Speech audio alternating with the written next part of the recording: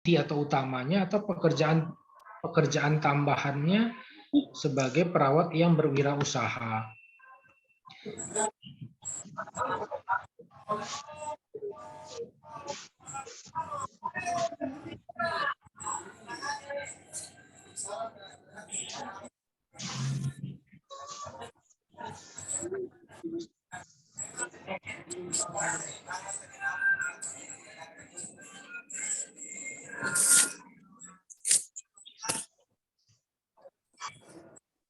Mikrofonnya masih aktif, tolong dimatikan kah?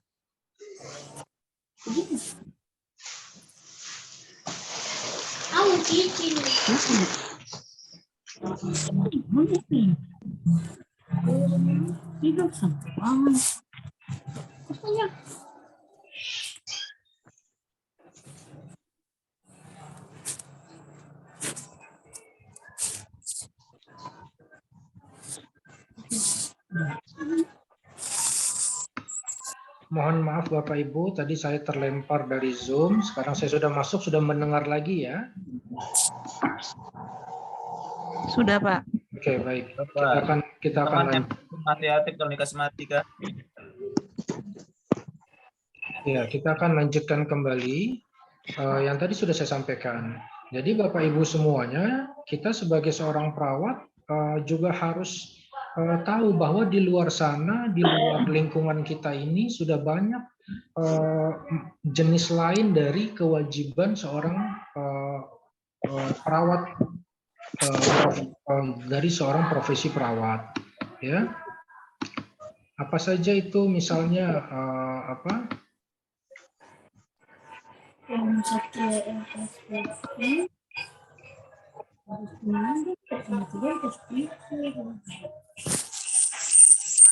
mungkin Bapak Ibu sering mendengar belakangan ini adanya perawat yang sering membuka klinik, ya, baik klinik perawatan luka, kemudian klinik sunat atau klinik terapi komplementer. Nah, itu bisa jadi salah satu wujud dari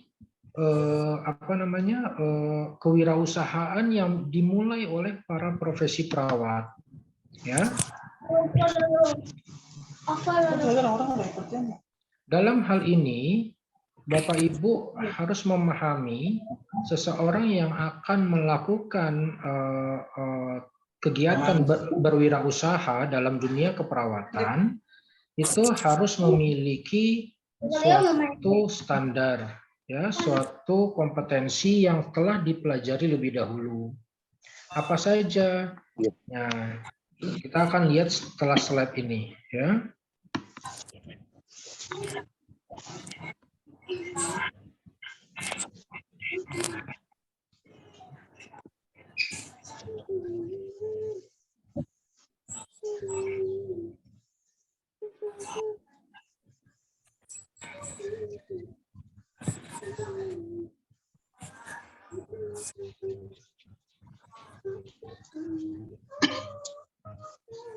Adik belum bangun kan? Khusus tidur. Pak Agung, mikrofonnya aktif, tolong dikasih mati. Oke, terkadang kita sebagai perawat ingin memiliki pekerjaan sampingan atau pekerjaan tambahan kita di luar kita bekerja selain di rumah sakit atau di klinis. Tapi kadangkala kita juga berpikir pekerjaan apa sih yang bisa kita dapatkan atau kita lakukan di luar sana. Nah, sebagai seorang perawat, banyak hal yang bisa kita lakukan untuk menjadi tambahan kita dalam melakukan pekerjaan sebagai wirausaha.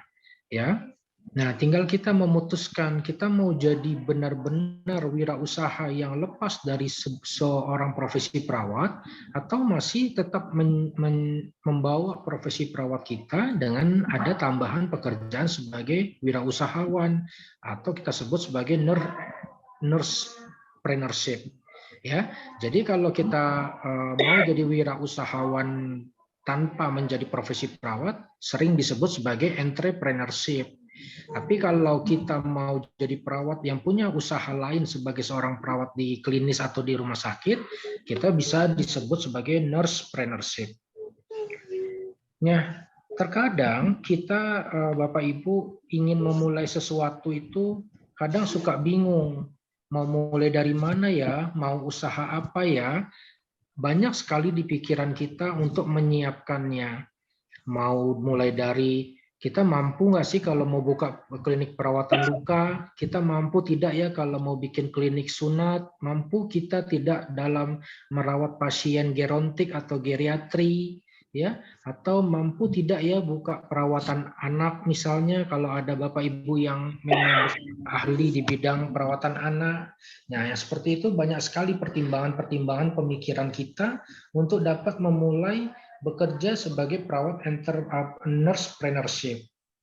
Sebenarnya itu bukan pikiran yang tidak diperbolehkan, boleh saja dan itu lumrah saja. Artinya memang betul sebelum kita memulai suatu usaha kita harus pertimbangkan, kita harus menyiapkan apa-apa saja untuk menjalankan kegiatan wirausaha tersebut. Ya, ini dia. Wirausaha perawat adalah perawat yang memanfaatkan latar belakang keperawatan kesehatannya untuk membangun kreativitas pengetahuan dengan membangun sistem bisnis, strategi investasi. Assalamualaikum Pak Zaki. Ya. Share slide-nya nggak jalan. Slide-nya nggak jalan. Oke, Ya. baik. Coba keluar dulu baru dimasukin lagi. Ya, oke. Pak, slide-nya tolong di. Oke, kalau ini sudah berubah? Sudah. Sudah ya? Oke. Sudah. Berubah. Oke, iya. Bapak Ibu semuanya,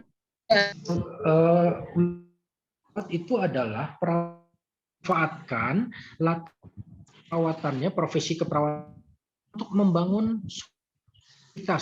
ide-ide baru, ya, ide-ide baru yang menggunakan sistem bisnis, strategi investasi untuk mensukseskan usahanya itu atau usaha profesinya di bidang perawatan kesehatan.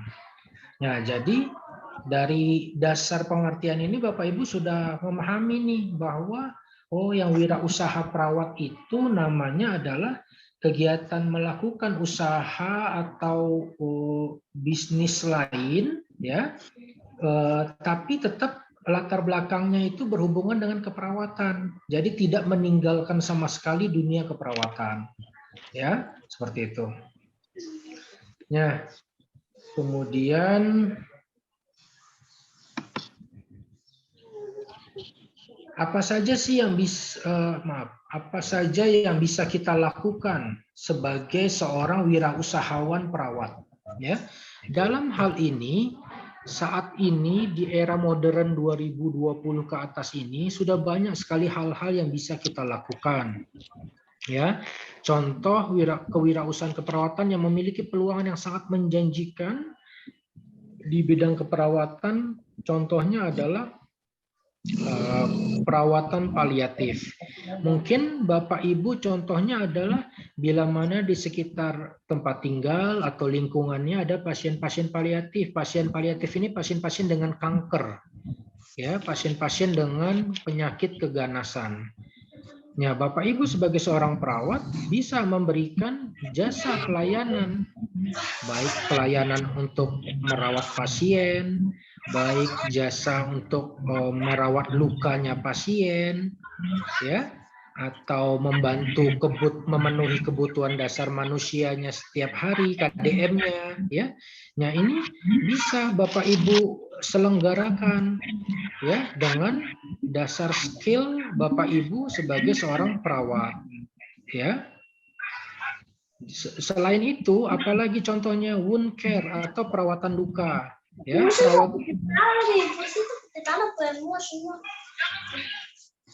perawatan luka juga itu juga suatu hal yang sekarang ini sangat tren sekali, sangat banyak diminati oleh teman-teman perawat yang ingin membuka usaha lain selain menjadi perawat klinis di rumah sakit atau di lapangan. Kenapa? Kita tidak menutup kemungkinan bahwasanya di lingkungan sekitar kita banyak sekali kejadian-kejadian akibat kecelakaan kah atau tidak sengaja, ada benturan kah atau jatuh sehingga menimbulkan luka pada seorang pasien. Nah, di saat itulah kesempatan kita sebagai seorang perawat yang sudah juga memiliki latar belakang pelatihan luka, bukan hanya seorang perawat umum atau general, tapi sudah memiliki perawatan luka, kita bisa menawarkan atau bahkan kalau sudah terkenal nama kita, orang akan mencari kita sendiri. Oh, misalnya contoh nurse Katarina misalnya dicari karena ahli dalam merawat luka. Nah, nanti orang itu akan tahu kepada siapa kita membawa luka ini kalau di sekitar lingkungan kita jauh dari rumah sakit kah, dari puskesmas kah. Nah, kita bisa cari rumah perawat yang ahli luka tersebut sehingga nanti bisa dirawat oleh dia.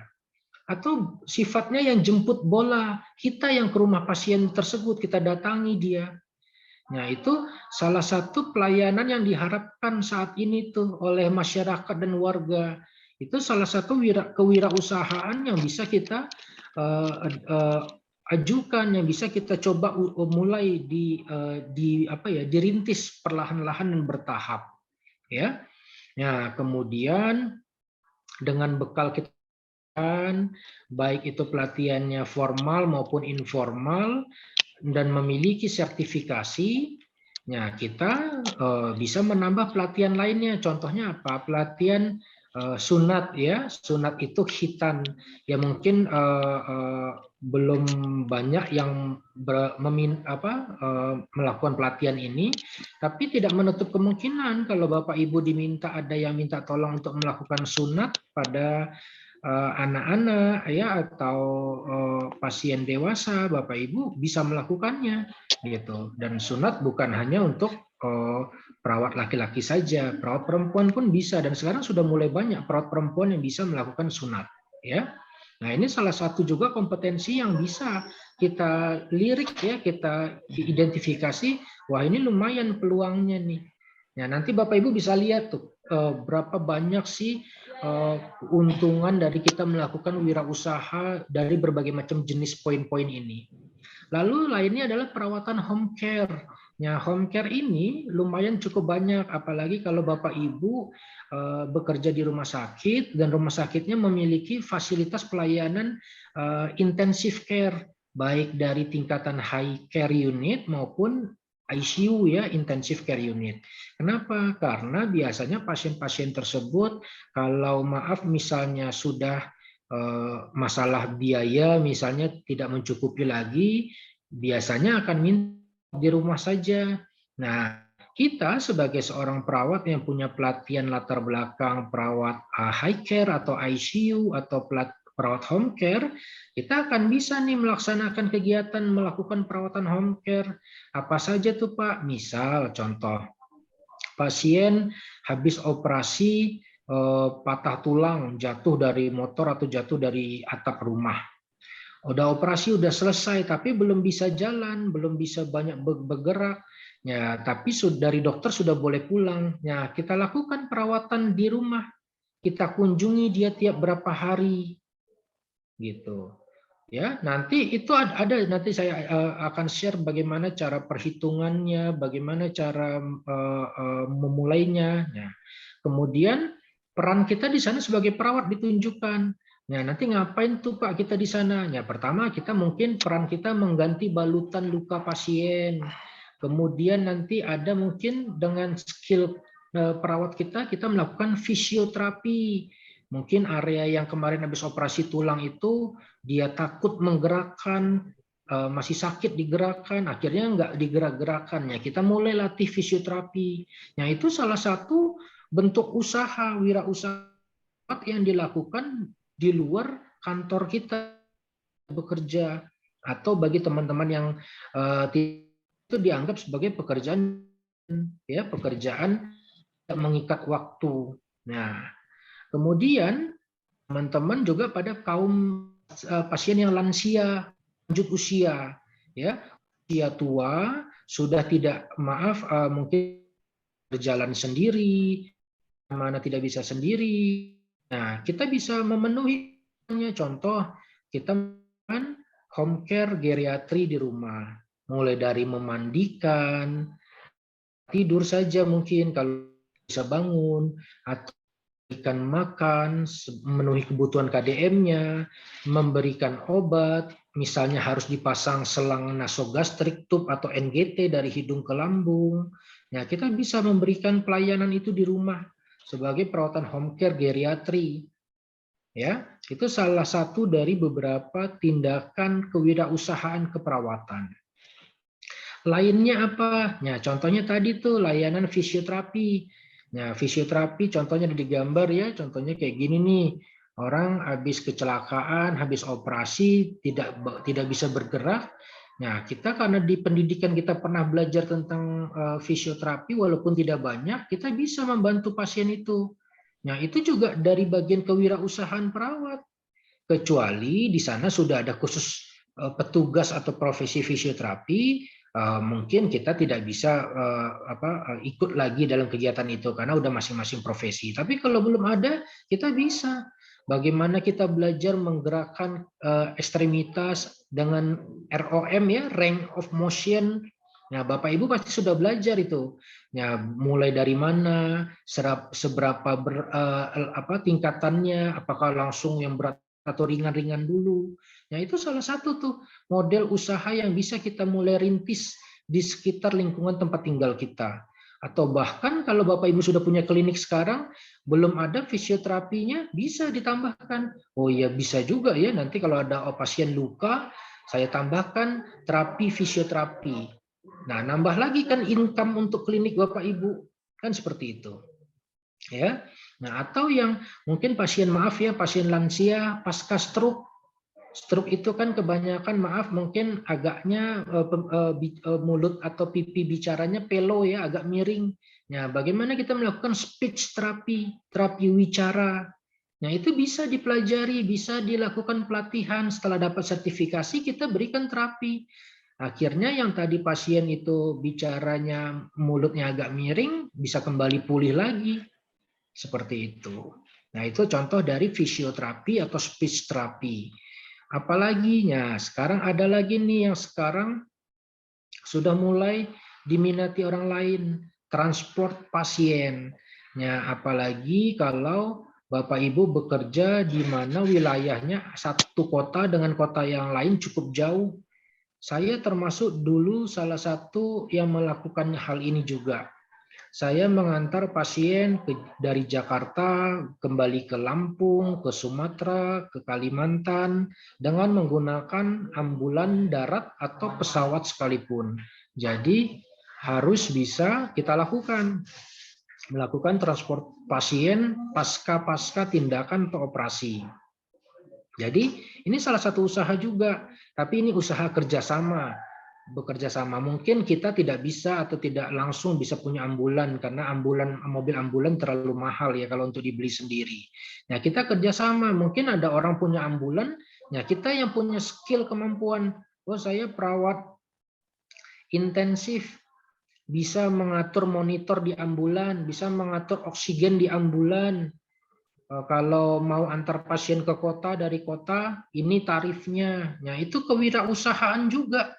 Kita istilahnya melakukan penawaran terhadap kompetensi atau skill kita kepada orang lain. Karena belum tentu semua orang bisa melakukan pendampingan pasien di transportasi pasien, khususnya di udara. Ya, kalau ibu bapak nanti suatu hari ada kasus-kasus sulit yang harus mengantar satu pasien dari tempat tertentu ke tempat lainnya, nah ini bisa ibu bapak gunakan kesempatan ini. Ya, jadi bisa juga membuka peluang Bapak Ibu melakukan wirausaha, melakukan transportasi pasien. Nah, apalagi? Nah, sekarang ada seperti contoh yang tadi saya sampaikan. Ada pasien-pasien yang dirawat di rumah sakit tidak bisa berlama-lama di rumah sakit, mungkin karena biaya atau kondisi yang sudah tidak bisa lagi berlama di rumah sakit. Akhirnya pasien harus dirawat di rumah. Lalu apa yang kita siapkannya di rumah itu? Contohnya adalah alat-alat kesehatan. Nah, bagi Bapak Ibu yang mungkin wirausahanya mungkin ya, mudah-mudahan modalnya banyak, punya modal yang cukup. disiapkan, misalnya, wah saya mau nyiapin penyewaan tabung oksigen. Ya, di rumah di klinik kita beli tabung oksigen mungkin 2, 3, 4 biji kita simpan. Nanti saat orang butuh kita tinggal sewakan. Atau saya mau sewakan tempat tidur yang ada pakai remote misalnya. Itu juga salah satu bisnis yang sampai sekarang masih saya geluti, masih saya jalani. Jadi saat orang butuh alat-alat medis, saya bisa menyewakan. Ya, karena kalau kita menjual, rasanya pasien atau customer itu agak berat dengan biaya yang terlalu besar. Lalu apakah kita harus punya, Pak? Tidak juga. Bisa jadi Bapak Ibu bekerja sama dengan orang-orang yang memiliki usaha tersebut. Misalnya Ibu yang di rumah sakit atau yang Bapak di rumah sakit, tahu ya, pernah lihat tempat tidur di rumah sakit mereknya Paramount misalnya. Ya, Bapak Ibu bekerja sama dengan pihak Paramount nanti. Ini ada pasien mau dirawat di rumah, butuh tempat tidur yang otomatis pakai remote, bisa nggak disewakan? Nah, padahal ibu bapak juga tidak punya tempat tidur itu, tapi ibu bapak punya link, punya hubungan dengan orang yang memiliki tempat tidur tersebut, sehingga ibu bapak bisa melakukan wirausaha penyewaan alat-alat medis. Nah, itu contoh-contoh salah satu kewirausahaan yang erat hubungannya dengan praktik keperawatan. Sehingga dalam hal ini banyak sekali ya kesempatan-kesempatan kita untuk bisa memulai apa sih yang mau kita lakukan nih wirausaha kita. Atau nih, maaf, mungkin Bapak Ibu saya kurang tertarik seperti itu. Saya maunya yang sifatnya administratif saja. Bisa juga. Contohnya apa? Nih, contohnya melakukan pelatihan kepada perawat. Ya, Bapak Ibu sebagai event organizer-nya kita bikin training. Training apa ya? Oh, training misalnya mau melakukan perawatan luka. Bapak Ibu cari tuh contohnya misalnya kayak di Papua, kebetulan dosen Bapak Ibu, Bapak Rohmani itu adalah salah satu trainer perawatan luka. Ya, Bapak Ibu maunya menjadi event organizer saja, hubungi Pak Rohman. Pak Rohman, tolong jadi pembicara atau pelatih kami. Saya sebagai panitia mau bikin acara ini. Ibu yang bikin IO-nya, event organizer-nya. Nah, udah dari pelatihan itu Ibu rekrut berapa pesertanya, berapa biayanya, nanti dari sana akan muncul yang namanya keuntungan dari wirausaha kita menjalankan pelatihan perawatan luka. Atau mungkin pelatihan lainnya, pelatihan yang berhubungan dengan ibu-ibu mau bersalin, misalnya senam hamil. Nah, itu bisa juga bagi ibu-ibu yang perawat ibu-ibu ya mau melakukan senam hamil, cari siapa pembicara yang paham hebat dalam bidang maternitas, atau dalam bidang anak cari perawat yang ahli pijat bayi. Ibu sebagai event organizer-nya aja, bukan ibu yang melatih, cari narasumbernya. Nah, itu juga menjadi salah satu kewirausahaan kita. Itu banyak di kota-kota besar sekarang perawat menjadi event organizer banyak banget. Contohnya apa ibu-ibu? Kalau ibu-ibu sering ikut seminar dan workshop, itu yang melakukan event organizer itu rata-rata perawat. Itu rata-rata perawat. Jadi dia yang mencari narasumber, mencari tempatnya, terus mencari judul pelatihannya apa, itu perawatnya. Nanti dia tinggal dibentuklah strateginya bagaimana itu bisa berjalan dengan baik. Nah, yang trennya lagi yang sekarang nih 2020 ke atas ini, mungkin setelah pandemi COVID, adalah melakukan komunikasi konsultasi telenursing. Kalau ibu-ibu pernah dengar, bapak-bapak pernah dengar, mungkin yang sering terdengar di Kemenkes namanya telemedicine ya, pengobatan pasien tidak harus datang ke dokternya langsung, tapi bisa lewat telepon, via internet, via video call. Itu bisa berkonsultasi tentang penyakit, lalu dapat obatnya tanpa harus mengambil atau berkunjung ke rumah sakit. Diantarkan. Nah, kita sebagai perawat ada juga namanya telenursing. Nah, telenursing ini apa sih, Pak? Nah, telenursing ini menggunakan fasilitas dengan akun kita. Ya, kita ada akun misalnya punya email ya, ada email atas nama nurse@gmail.com. Kita bikin masuk ke akun telenursing. Ya, nanti akun itu dipakai untuk melakukan pemberian konsultasi kepada masyarakat, warga, pasien yang membutuhkan. Lalu bagaimana mereka cara membayarnya? Sama kayak Bapak Ibu kalau pernah mendengar kalau kita ikut melakukan browsing atau melakukan kayak pembuatan video melalui TikTok atau YouTube. Ya, dari sana itu biaya per menit dihitungnya itu bisa dirupiahkan, bisa dijadikan sumber pendapatan. Nah, itu yang sekarang lagi banyak digandrungi oleh orang. Bagaimana caranya itu Pak telenursing? Ya, seperti itu tadi Bapak Ibu punya handphone atau laptop yang ada otomatis jaringannya sudah harus hidup 24 jam, wifi atau internetnya hidup. Nah, nanti Bapak Ibu bisa mulai bikin iklan. Silakan kalau ada keluhan sakit, misalnya contoh sakit diabetes, silakan berkonsultasi kepada Nurse Agusta Warid. Nah, ini nomor WA-nya. Akan dijawab 24 jam, tidak pernah tutupnya. Itu nanti Nurse Agusta contohnya akan mendapatkan respon tanya jawabnya. Itu akunnya akan dicatat berapa lama konsultasi dilakukan, maka dibayarkan nanti sesuai dengan lama waktunya kita gunakan dalam proses berkonsultasi tersebut. Ya, nah gitu tuh Bapak Ibu salah satu beberapa contoh ya yang bisa kita lakukan dalam erat kaitannya kewirausahaan di bidang keperawatan.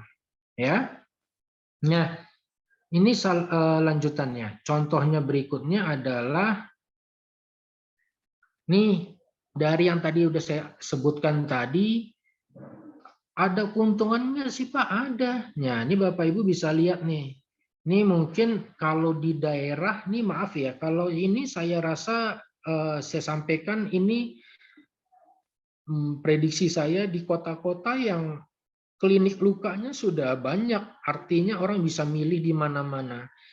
Nah, biaya ini akan menjadi meningkat atau menjadi mahal dikala usaha tersebut masih sedikit atau masih jarang, sehingga orang-orang akan sangat membutuhkan. Bahkan kalau Bapak Ibu punya standarisasi yang bagus, karena masyarakat butuh, biaya tuh nggak akan menjadi masalah. Nah, dengan biaya tidak menjadi masalah, akan menjadi aktif income yang baik buat Bapak Ibu berwirausaha. Kalau di Jakarta atau Jabodetabek, kurang lebih klinik perawatan luka itu untuk satu pasien dia bisa menerima 300 sampai 500 ribu per hari untuk satu pasien. Pengerjaannya berapa lama? Paling lama 1 jam merawat luka itu. Ya tinggal dikali berapa pasien yang datang di hari itu. Berapa hari dalam sebulan dia buka kliniknya, tinggal Bapak Ibu kali. Ya itu salah satu. Ya ini cuma gambaran kasar saja ya, angka-angka ini bukan suatu ketetapan, tapi gambaran. Kayak klinik sunat, melakukan sunat pada satu anak atau pada satu orang, itu di Jakarta itu bisa sampai sekitar 1 sampai 2 juta per orang per sekali melakukan sunat.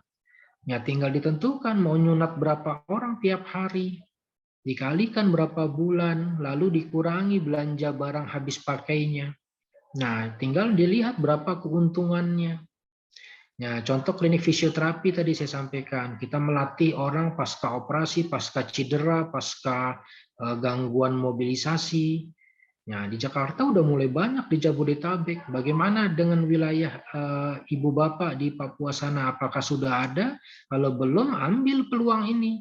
Ini akan jadi peluang yang baik banget, bagus sekali untuk Bapak Ibu mengembangkan kewirausahaan perawat di area Papua. Ya, nah transportasi pasien tadi. Apakah benar Pak? Ya benar. Jadi apalagi maaf ya kalau membawa pasien itu dengan jalur udara. saya seringkali membawa pasien dengan jalur udara. Dengan membawa jalur udara kepada pasien, itu memang biayanya cukup mahal karena di udara itu tantangannya lebih berat. Apa satu tantangannya? Yang pertama perbedaan gravitasi.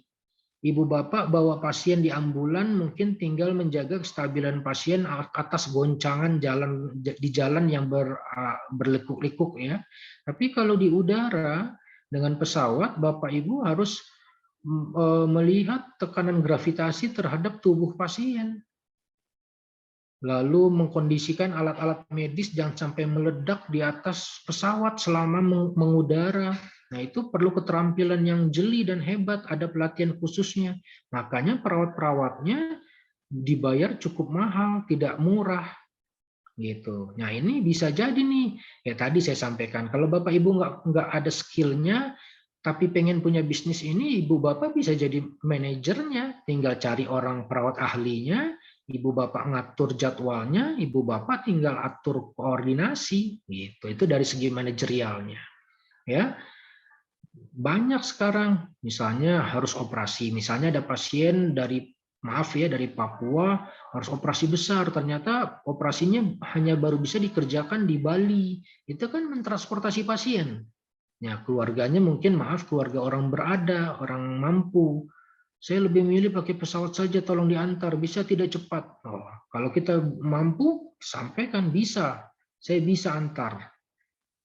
Itu pentingnya kita harus punya skill kemampuan ya. Nah, tadi itu kalau transportasi pasien. Kemudian kalau training perawat, melakukan pelatihan perawat. Biasanya pelatihan keperawatan itu yang ikut tidak cuma hitungan beberapa orang ya, biasanya ada puluhan bahkan sampai ratusan orang. Nah, apalagi pelatihan-pelatihan yang sifatnya kompetensi itu biayanya udah cukup lumayan, maka keuntungan dari wirausaha melakukan training perawat pun cukup besar. Ya, dari Bapak Ibu mungkin pernah melihat pelatihan komplementer hipnoterapi ya, itu bagus juga tuh. Nah, kalau Bapak Ibu bisa ngadain pelatihan itu di Papua, undang para perawat ahlinya lebih bagus. Bapak Ibu jadi event organizer-nya aja. Ya, itu bisa Ibu Bapak kembangkan kewirausahaan dalam menjalankan sebuah kegiatan atau event organizer ya. Nah, sewa alkes tadi. Nah, ini adalah menurut saya kewirausahaan perawat yang paling sangat banyak keuntungannya. Dan ini belum banyak orang yang melakukannya. Nah, bisa jadi kalau Bapak Ibu punya modal, punya kompetensi yang bagus, bisa nih jadi salah satu pilihan melakukan kewirausahaan. Kenapa? Karena dengan kewirausahaan alat kesehatan itu, Bapak Ibu akan mudah untuk mengontrol alat-alat. Jadi kan kita sewakan, barang itu tetap milik kita, ya kan? Orang lain hanya menggunakan dengan menyewa, ya. Nah, itu seperti itu.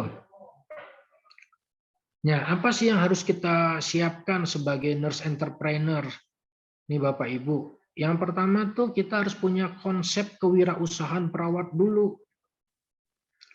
Ya, konsep itu adalah sebagai dasar yang akan kita siapkan untuk kita lakukan. Waktunya bisa pendek, bisa jangka pendek, bisa jangka panjang. Nah, konsep ini kita bagi dalam 4 buah hal besar. Apa saja tuh? Tujuan yang pertama. Tujuan berwirausaha. Apakah tujuan kita membuka usaha yang tadi udah saya sebut-sebutin itu semuanya akan hanya untuk menjadikan kita pingin income saja, nambahin pendapatan kita. Nah, itu menjadi tujuan yang perlu dipertimbangkan juga. Oh iya, saya mau usaha karena pengen nambahin income, nambahin masukan, nambahin gaji. Nah, itu boleh saja, itu kan hal yang lumrah. Ya, tinggal dipikirkan mau income-nya yang pasif atau yang aktif. Kalau aktif biasanya ya kita masih harus kerja juga, ikut turun bekerja. Tapi kalau mau yang Kalau yang pasif ya kita berarti udah harus punya pegawai. Kita tinggal menunggu hasilnya saja. Jadi bisa kita lakukan dengan itu.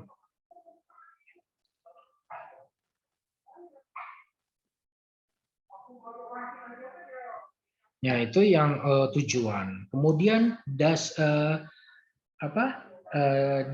atau landasan berwirausaha itu apa? Tadi tuh kita mau landasannya apa sih?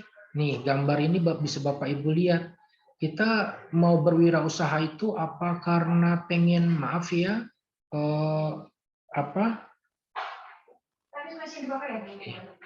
pengen hanya untuk mendapatkan keuntungan semata saja, atau ada hal-hal yang lain yang mau kita dapatkan dalam kegiatan berwirausaha ini. Ya, apakah dengan cara bahu-membahu, saling membantu satu sama lain untuk mencapai tujuan tersebut. Ya, dasarnya apa nih? Apa mau dijadikan bisnis umum, ya, yang nantinya bisa dijual ke masyarakat, atau itu berupa bisnis keluarga. Kadang-kadang ada juga tuh bisnis keluarga. Mungkin Bapak Ibu ada yang suami istri adalah perawat, suaminya jadi manajernya, istrinya jadi akuntannya atau keuangannya. Nah, itu kan kayak bisnis keluarga. Nah, itu dasar landasannya harus kuat. Ya, bisnisnya mau bisnis apa? Nah, dasarnya harus kuat nih. Kayak tadi saya bilang, tujuannya apa? Supaya kita fokus dalam menjalankan kewirausahaan. Ya, kalau dasarnya udah kuat, maka nanti ke depannya jalannya akan lebih mudah. Tapi kalau mau semuanya kita pikirkan, saya mau bisnis sunat, saya mau bisnis luka, saya mau bisnis hipnoterapi, saya mau bisnis melahirkan, semuanya mau diambil. Nanti konsepnya dasarnya nggak jalan-jalan, bentrok terus. Ya, itu harus dipikirkan. Ya. Nah, kemudian modal. Ya, modal itu kita pikirkan, kita sesuaikan dengan kondisi kita. Kalau di mana modal kita itu cukupnya untuk bisnis A, maka bisnis A yang kita jalankan. Jangan kita paksakan untuk melakukan wirausaha bisnis B. Karena nanti kalau dipaksakan terjadi ketidaksesuaian, akhirnya kita bisa berisiko rugi di tengah jalan atau bahkan sampai tutup di tengah jalan wirausahanya. Nah, itu Bapak Ibu harus bisa memikirkan sampai ke situ, ya. Nah, modal itu bukan hanya berupa uang, tapi modal apakah ada di sekitar kita yang akan mensupport. Misalnya yang mau buka bisnis adalah Bapak suami, istri Bapak mensupport enggak nih bisnis perawatan luka? Kita semangat sekali bikin bisnis perawatan luka di rumah, bikin klinik di rumah. Tapi istri kurang suka karena rumah jadi berantakan atau jadi rame atau jadi buka terus 24 jam atau sebaliknya ibu yang buka. Nah, tapi bapaknya kurang setuju. Nah, itu juga harus dipertimbangkan, modal moralnya itu dipertimbangkan. Ya, artinya kalau memang mau berwirausaha harus ada lingkungan yang mendukung, mensupport kita, tidak bisa bekerja sendirian saja, ya. Harus ada ininya, supportnya. Kemudian strategi berwirausaha. Nah, ini dia marketing strategi. Strateginya harus dibina dari sekarang. Apa saja tuh? Ya, strategi harus disusun. Siapa yang jadi manajernya ya, bosnya harus ada. Siapa yang jadi sekretaris, siapa yang jadi bendaharanya, siapa yang jadi pelaksananya. Nah, itu harus ada. Sehingga strukturnya kelihatan. Jadi nanti pembagian tugas dan tanggung jawabnya jelas. Tidak rebutan, tidak tumpang tindih. Contoh, ini saya sama Pak Rohman. Pak Rohman bosnya, manajernya, saya pelaksana. Tapi saya ikut-ikutan, pengen ikut ngatur kalau biaya sunat segini ya, kalau biaya merawat luka segini ya nggak boleh.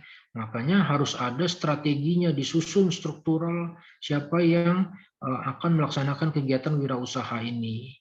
Nah, itu harus jelas. Lalu strategi lainnya apa? Contohnya, ya, usaha ini usaha yang bagaimana ya?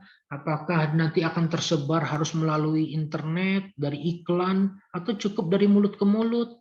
Contoh kayak tadi, oh Pak Rohmani itu perawat ahli luka, ya. Oh, jadi dari terkenal, jadi orang tinggal datang ke rumahnya Pak Rohmani atau ke kliniknya Pak Rohmani. Nah itu strategi marketing itu, ya. Nah itu harus dipikirkan, harus ada tuh dalam kegiatan kita, dalam persiapan kita menyiapkan kewirausahaan.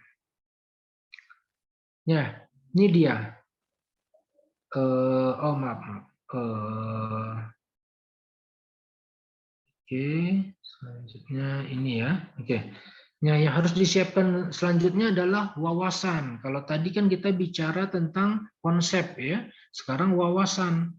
Wawasan itu adalah lebih kepada pengetahuan, pengalaman, kemampuan ya. Nah, mungkin Bapak Ibu sering dengar nih, kamu mampu apa? Kamu bisa apa kalau melakukan? Oh iya, saya bisa nyunatin orang. Oh iya, saya bisa merawat luka. Oh iya, saya bisa menjahit luka dan sebagainya. Nah, itu masuk ke dalam wawasan kewirausahaan perawat. Yang pertama apa? Yaitu soft skill. Ya, nanti akan kita bahas satu persatu di bawah ini.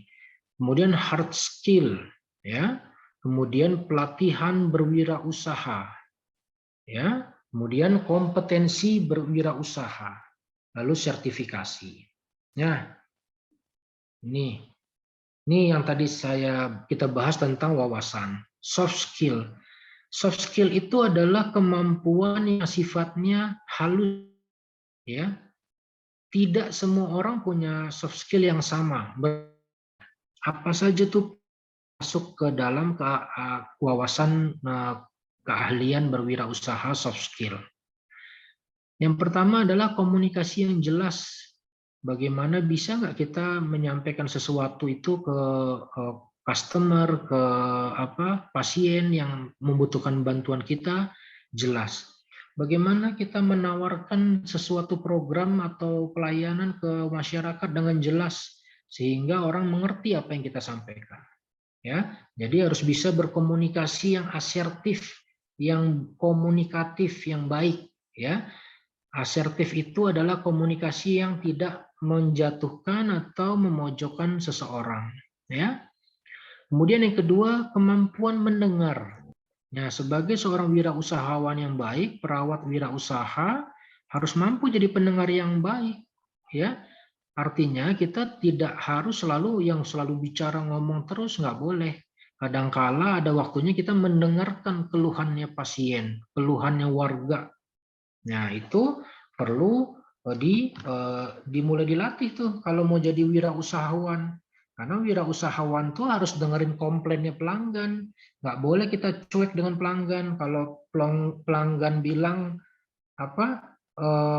Pak ini kurang nyaman nih ngerawat lukanya, bisa nggak lebih dibikin nyaman? Oke, baik, saya akan perbaikinya. Seperti itulah, ya. Skill-skill yang lembut-lembut, yang soft skill ini harus kita cari tahu di diri kita, lalu kita benahi. Kemudian self control, kontrol diri. Nah, bagaimana kita menghadapi pasien yang maaf ya, yang suka teriak-teriak, nangis-nangis, marah-marah, ya kita jangan terbawa emosi, kita jangan terbawa suasana, kita harus bisa mengontrol diri kita. Bagaimana melayani pasien yang memang sedang dalam kondisi tidak stabil, ya kita harus punya strategi. Kemudian positive attitude, ya sikap yang positif, kelakuan yang baik, ya yang terpuji. Jadi kalau mau jadi wirausahawan itu kita harus siap-siap nanti dilihat dan dinilai orang terus. Makanya segala sesuatu yang mau kita kerjakan harus kita pertimbangkan adalah pekerjaan yang benar-benar positif, tidak membawa dampak negatif terhadap lingkungan dan masyarakat. Ya. Kemudian assertiveness ya tadi itu asertif, bisa menerima keluhan orang, terima dulu, jangan langsung direspon dengan tidak baik, ya kita terima, dengarkan, diterima, lalu dianalisa benar tidak ya yang diomongin tadi, salah tidak ya yang diomongin tadi, itu namanya asertif, ya. Kemudian konflik resolution itu dalam ada suatu konflik, ketidaksamaan pendapat, kita harus bisa sebagai penengah, ya, supaya semuanya dapat yang namanya win-win solution, ya. Win-win solution itu kondisi di mana semua pihak tidak ada yang dikalahkan salah satunya, tidak ada yang dimenangkan. Jadi semuanya rata sama-sama. Ya, kalau itu bisa, silakan saja. Itu kita lakukan dengan baik.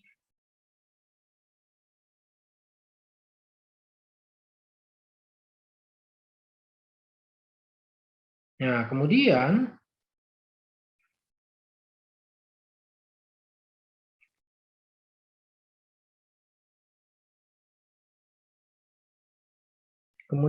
selanjutnya adalah empati. Nah, ini yang kadang kita masih belum banyak bisa membedakan.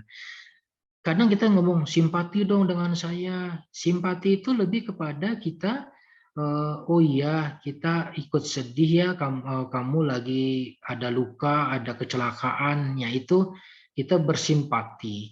Tapi kalau berempati itu kita sudah sama seperti merasakan benar-benar seperti dia. Bagaimana kita menempatkan diri kalau kita maaf sedang luka juga, sedang jatuh juga, sedang butuh bantuan. Nah, makanya kalau saya itu salah satu perawat klinis yang mempunyai klinik perawatan luka.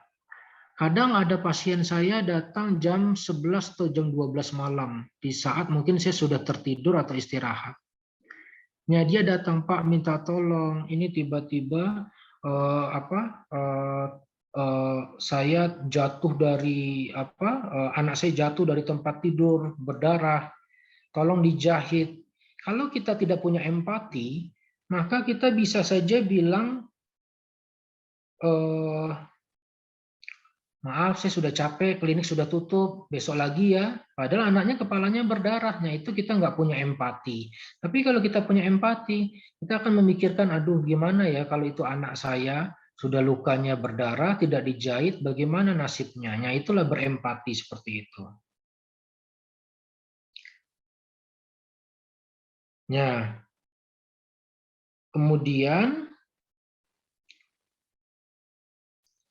taking responsibility, mengambil tanggung jawab sebagai seorang wirausahawan, kita harus mampu mengambil tanggung jawab terhadap suatu tindakan karena kita sudah meyakinkan bahwa diri kita mampu melakukan tindakan itu. Nah, itu bisa kita ambil dengan cara sesuai dengan kompetensi kita. Misalnya kita tahu kita tidak bisa melakukan sunat kepada pasien, maka jangan coba-coba kita melakukan sunat, itu akan membahayakan diri kita sendiri. Nah, atau yang lainnya lah contohnya, kita tidak bisa mijit bayi, ternyata kita buka klinik yang ada atau pelayanannya pijat bayi, ya kasihan bayinya. Kita samakan dengan mijit orang dewasa, ya pasiennya remuk-remuk nanti bayinya, kan kasihan ya. Nah, kemudian sense of humor. Ya, semua kegiatan kewirausahaan itu tidak harus saklek dengan aturan-aturan yang sangat sangat mengunci sekali. Nah, kita dengan tim kita, dengan anggota kita, bawahan kita, atau dengan atasan kita sekalipun, kita harus bisa melakukan komunikasi yang sifatnya ada agak santai lah, jadi tidak harus selalu tegang komunikasinya. Nah, ini hard skill yang tadi saya sampaikan. Apa bedanya soft skill sama hard skill? Soft skill itu yang tadi yang lembut-lembut, sifatnya dari dalam diri kita, ya, lebih berhubungan dengan naluri, pikiran, dan hati kita. Tapi kalau hard skill itu kemampuan. Contoh, ya tadi tuh, saya bisa menjahit luka, nah itu hard skill. Saya bisa melakukan sunat pasien, itu hard skill, ya kan gitu. Saya bisa memberikan edukasi pada pasiennya, itu hard skill, ya.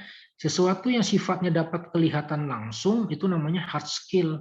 ya, atau skill kemampuan yang kelihatan ada bentuknya, itu hard skill namanya, ya. Nah, pelatih lalu apa lagi yang harus kita siapkan dalam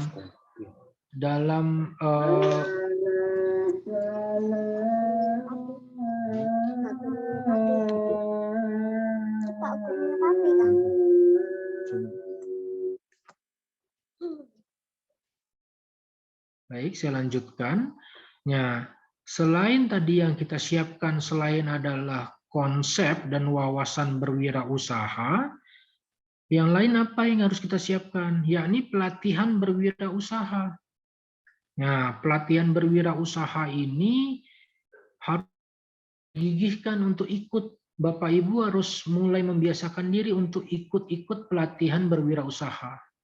Ya, apa itu contohnya?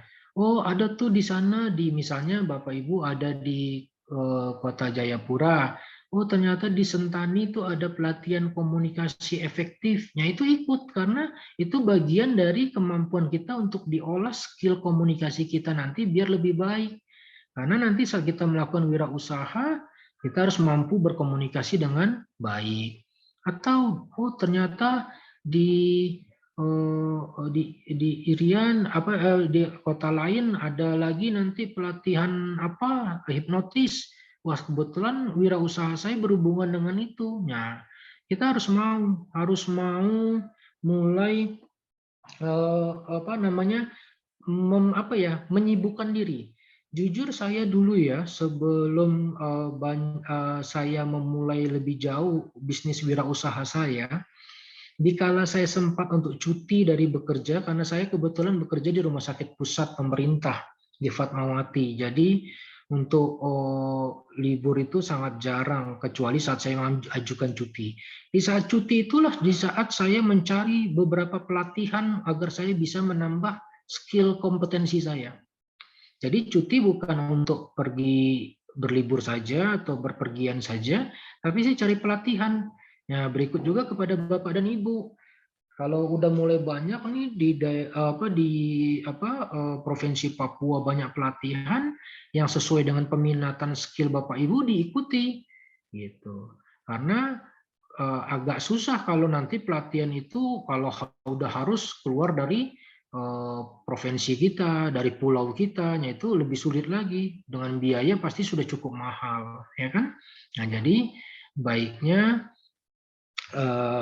Bapak Ibu mulai banyak tuh ngumpulin, ada pelatihan apa tuh di Sentani, ada pelatihan apa tuh di Papua, di kota. Nah, itu tanya-tanya, makanya harus link dengan berteman-teman itu sering ditanya, atau kepada Bapak Ibu dosennya, Pak ada pelatihan apa sekarang gitu.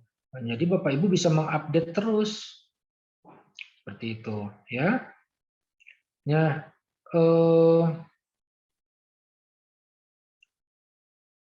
kemudian adalah pelatihan ini Bapak Ibu ikuti, baiknya pelatihan yang memang benar-benar Bapak Ibu minati. Jangan sudah mengikuti pelatihan tapi ke depannya tidak bisa diaplikasikan. Contoh, Bapak Ibu mengikuti pelatihan perawatan luka, tapi Bapak Ibu takut mengelola pasien dengan ada darahnya, lukanya ada tumpah darahnya, itu takut, bingung. Nah, itu menjadi nggak terpakai pelatihannya, sayang. Atau Bapak Ibu mengikuti pelatihan hipnoterapi, hipnotis, ya, tapi Bapak Ibu nggak mau mencoba menghipnotis pasien saat sakit. Bukan hipnotis pasien yang untuk melakukan kejahatan ya, maksud saya. Ya, jadi hipnotis pasien sakit, ngurangin nyerinya, ngurangin ketakutannya saat disuntik, ya seperti itu. Nah, tapi Bapak Ibu nggak pernah mencoba, ya kan sayang akhirnya pelatihannya. Nah, maka pelatihan berwirausaha itu juga bisa diikuti. Kemudian pelatihan apa lagi? Ya tidak harus mesti dengan yang berhubungan dengan keperawatan. Misalnya contoh pelatihan berwirausaha mengenai menggunakan teknologi pemasaran. Nah, sekarang kan pemasaran sudah tidak lagi door to door kayak zaman dulu, dari pintu ke pintu, berkunjung ke rumah orang, ketok-ketok, selamat sore, selamat siang, assalamualaikum, kan nggak kayak gitu lagi sekarang. Semuanya pakai iklan, pakai website, ya kan? pakai WA Story, pakai YouTube, pakai TikTok, semuanya banyak bisa dilakukan. Nah, pelatihan-pelatihan kayak gitulah yang sudah harus mulai banyak dikejar oleh Bapak Ibu kalau memang sudah ada minat untuk berwirausaha, ya. Nah, kemudian ini kompetensi. Nah, kompetensi tadi itu apa? Bapak Ibu harus punya planning di dalam mindsetnya tadi itu, wawasannya apa. Kita kan pengen berwirausaha itu pasti ada target, pengen ada masukan pendapatan atau kesejahteraan lebih untuk kita.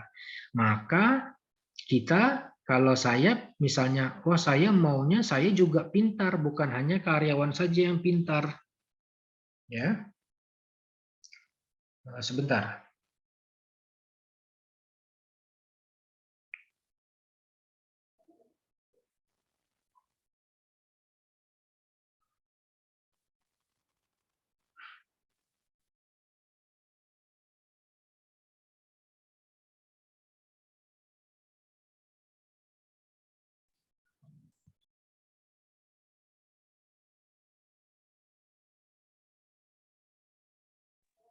Kenapa bisa?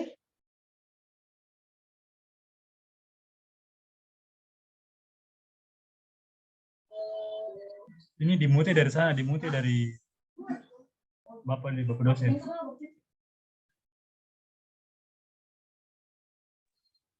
Lagi telepon, oh.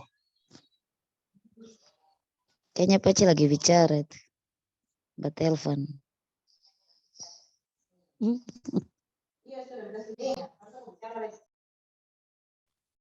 Baik, maaf ya, tadi saya harus terima telepon penting, maaf. Selanjutnya, ya teman-teman harus tahu tadi yang seperti saya bilang, kita mau bikin usaha ini besar-besaran atau skup kecil ya, skup rumahan saja. Kalau skup rumahan kan berarti teman-teman tidak perlu banyak staff, tidak perlu banyak karyawan. Maka kalau sudah tahu kita tidak perlu banyak karyawan atau staff, kita harus bekali kita ini sebagai pendiri, pelaksana, bosnya juga, yang megang uang juga. Harus punya berbagai macam kompetensinya. Ini kayak gambar ini. Bisa mikirin cara ngerawat luka, bisa mikirin ngitung uang, bisa mikirin beli barang-barang di mana, bisa mikirin apa saja semuanya harus di kita. Nah, itu model-modelnya tuh. Tapi kalau Bapak Ibu, saya nggak mau pusing, saya mau jadi bos aja. Kalau jadi bos aja berarti saya harus cari karyawan. Nah, cari karyawannya. Cari karyawan biar nggak banyak gajinya.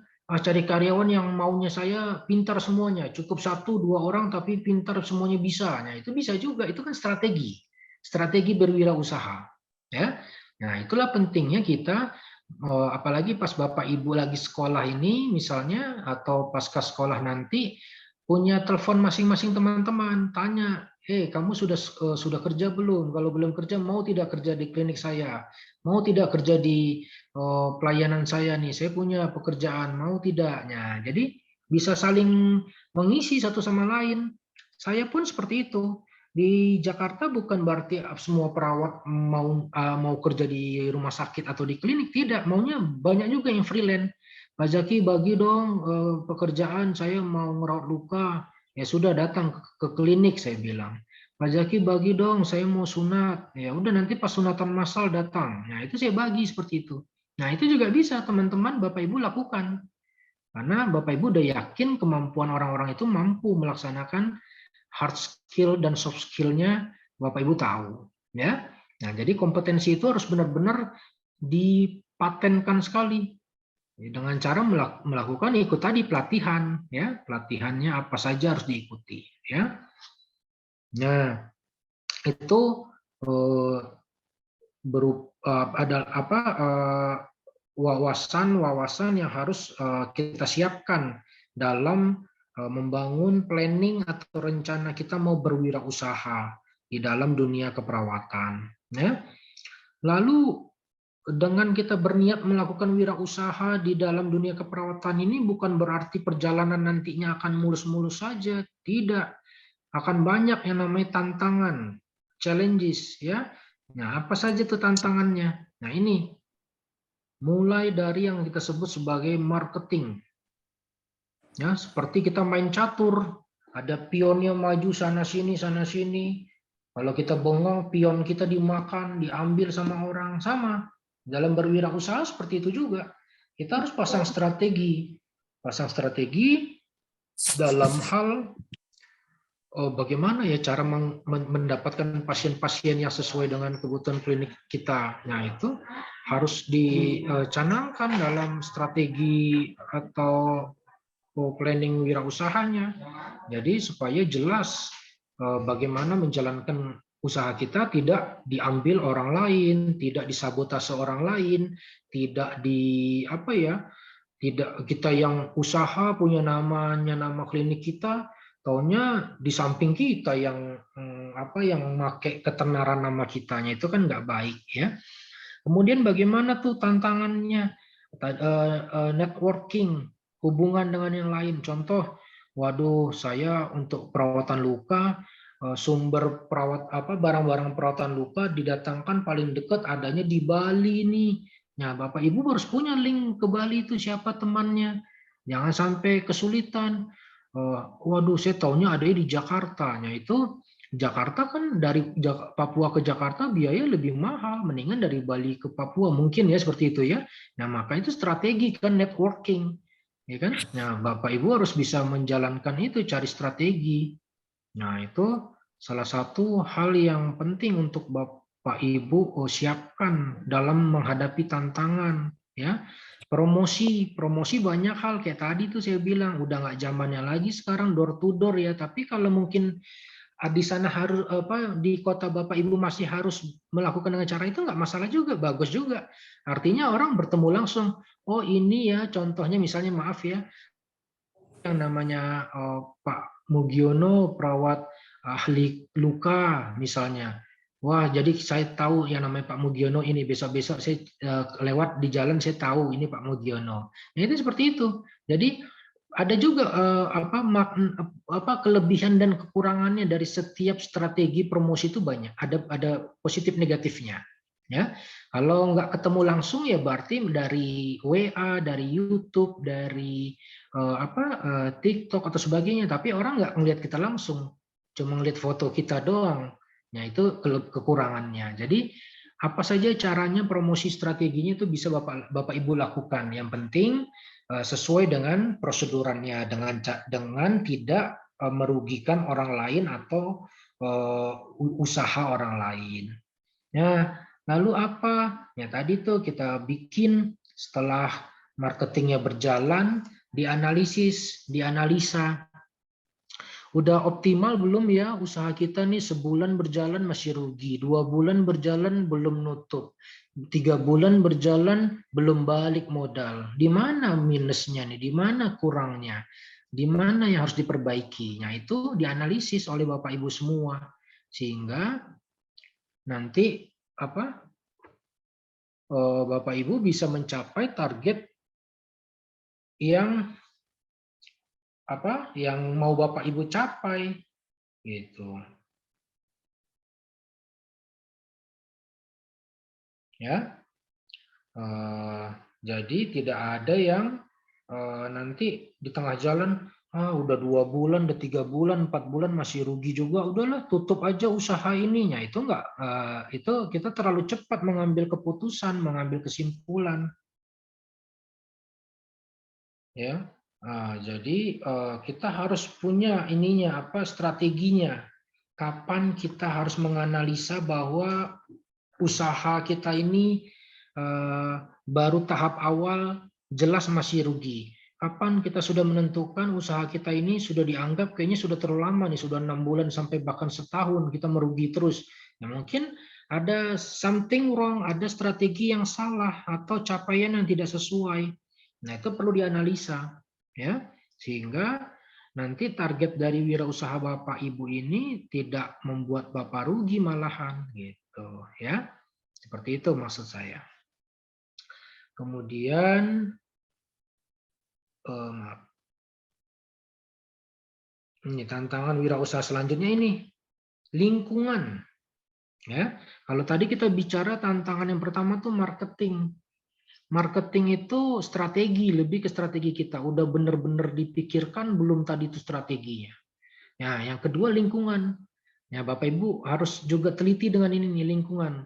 Usaha kita gambarkan sebagai organisasi ya. Ya, tinggal dilihat apa sih yang organisasi perlu perhatikan. Ya, mulai dari atas pemerintah. Pemerintah itu lingkungan sekitar. Apakah usaha kita ini perizinannya sudah legal atau belum?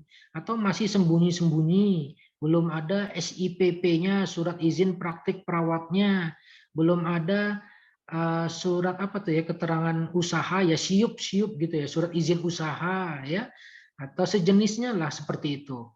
Nah, ini perlu diperhatikan oleh Bapak Ibu. Kenapa? Karena salah satu dasar kita bisa melakukan praktik mandiri, membuka usaha, itu harus ada izin resmi dari pemerintah atau lingkungan sekitar kita. Dari mana? Ya mungkin dari Dinas Kesehatan, Pemda setempat, ya, atau RT RW setempat, kepala desa. Ya itu perlu diperhatikan. Ya itu agar nanti kegiatan Bapak Ibu itu dianggap legal dan tidak membahayakan masyarakat, ya. Nah, kemudian selanjutnya setelah pemerintah atau pejabat di lingkungan setempat, masyarakat, ya masyarakat di sekitar Bapak Ibu, ya ini juga prospek dilihat. Ibu Bapak lihat, oh bahwa lingkungan saya ini kayaknya lingkungan yang warganya butuh pelayanan perawatan lansia kayaknya banyaknya. Karena banyak masyarakatnya sudah tua. Ya, kita bikin klinik perawatan lansia. Kalau tidak banyak yang luka, ngapain bikin klinik perawatan luka? Nanti pasiennya sedikit, ya kan gitu. Ya, berarti kita lihat lingkungan sekitar tuh masyarakatnya butuh yang apa, disesuaikan. Lalu dilihat dengan kapasitas kesejahteraan masyarakatnya. Apakah, maaf tadi, pelayanan perawatan luka sekali datang di sana kalau diongkosin 300.000 bisa tidak ya? Oh kalau tidak bisa berarti kita sesuaikan. Oh ternyata baru bisa di sini 200.000 ya sudah, maka kita sesuaikan seperti itu. Jadi kita harus bisa menganalisa sampai ke sana juga kebutuhan masyarakat sekitar kita itu yang kayak apa sih? Ya kita penuhi karena kan kita istilahnya mau jualan nih, mau jualan jasa pelayanan, maka orang yang datang itu kan pelanggan. Pelanggan itu kan raja, harus kita utamakan kebutuhannya apa. Nah, pelanggan, ya ini pelanggan yang tadi udah, wah saya udah kenal sama Pak Rohman, sama Pak Mugiono. Nah, itu, oh iya betul dia pelanggan saya itu. Dia pasien saya yang rutin berobat ke sini untuk cek gula darah, cek tensi darah, cek apa lagi, udah jadi pelanggan saya. Ya itu udah enak tuh, orang udah mengenal kita dari mulut ke mulut, disebarin nih, nggak perlu dimasukin ke iklan-iklan bahkan sampai ke TV lagi. Saya jujur, saya dari 2010 membuka praktik mandiri keperawatan sampai tahun ini tidak ada satupun metode pemasaran saya menggunakan iklan-iklan di TV, radio, email, tidak ada. Tapi dari pasien-pasien saya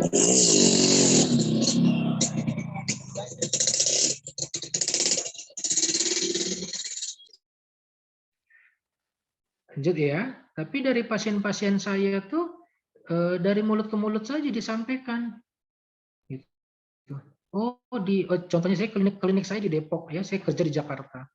Bahkan ada orang dari Bekasi, dari Bogor datang dengan keadaan luka bakar jauh-jauh ke Depok mencari klinik saya. Padahal di sekitar Bekasi, Bogor itu banyak rumah sakit, puskesmas, klinik. Tapi karena yang ahli luka bakar perawatnya di situ tuh, dia datang ke klinik saya.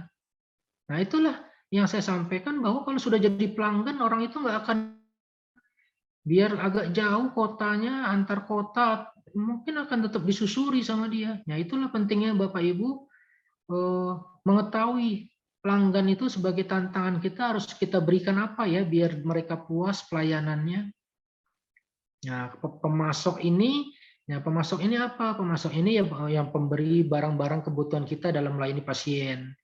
Tadi yang saya ajarkan, kalau dekatnya di Bali, beli alat-alat barang-barang ya di Bali aja. Ngapain pergi ke Jakarta jauh-jauh? Biaya lebih tinggi, waktu lebih banyak kebuang. Ya kita harus tahu tantangan ini semua. Ya pesaing, ya ini lagi pesaing. Sudah pasti Bapak Ibu mau usaha apa saja, jenis apapun, kalau sudah usahanya mulai naik, mulai bangkit, mulai menunjukkan yang bagus-bagus, pesaing itu nggak cuma 1-2 jari, bisa banyak di sekitar kita. Dan cara bersaingnya pun ada yang sehat, ada yang tidak sehat. Nah, kita bisa lihat dan kita pelajari. Nah, kita lakukan identifikasi dan lakukan bagaimana mencegah supaya pesaing-pesaing ini tidak berupaya menghancurkan atau menghambat usaha kita, gitu.